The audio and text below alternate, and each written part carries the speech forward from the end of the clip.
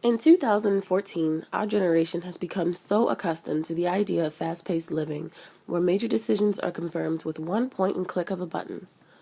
Time is valuable, and technology appreciates that. We save a trip to the store by buying our groceries online, and some of us will admit that we've had to type a 3-page essay only 1 hour before the due date because we have so many other things to do. So why do we feel that we need this convenient technology that allows us to do everything at once? Imagine yourself in college. Some of your professors expect you to read a 150-page novel, 2 4-page articles, The Winter's Tale, Chaucer's House of Fame, and write a 4-page paper in 7 days. 2 of those days, of course, you'll be working, and too exhausted to focus. So that leaves you with only 5 days to complete these assignments. You are literally racing the clock. Now, what if you had to write your paper with this and find all of your sources with this? I don't think I need to point out how long your weekend would be. In the language arts classroom, we should be grateful for the evolution of technology. Language arts develops reading, writing, speaking, listening, viewing, and visual expression skills.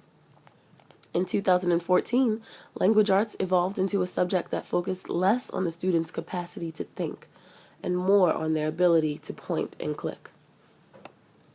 Reading and language arts ultimately are merely methods of receiving language through the spoken words of others, text processed by the acts of reading, and speech and writing expressed via language.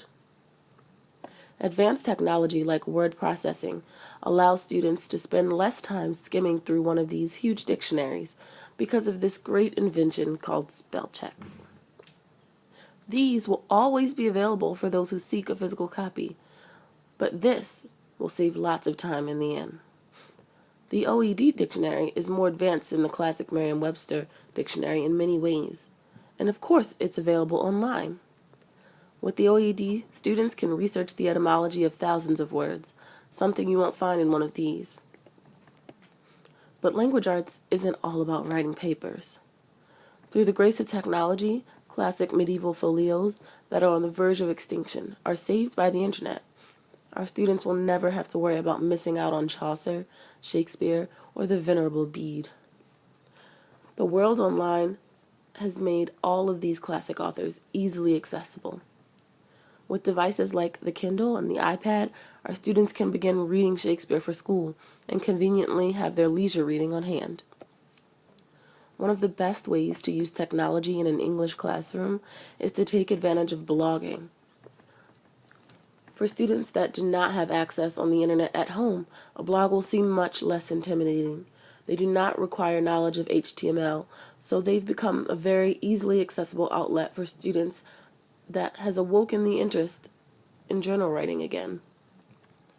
Their writing can be shared for the world or only classmates to see, but regardless, it promotes frequent writing, which is never a bad thing. Blogging feeds into Erickson's industry versus inferiority stage and his stages of development. At this stage, our students' young minds are ready, willing, and able to create without limit.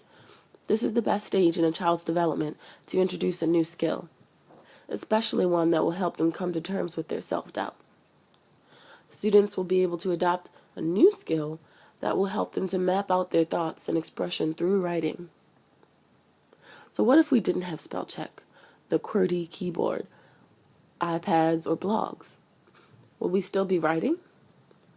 Would we still be reading? Who knows? Let's just be grateful that technology grows with us, and we'll never have to write a paper with this again.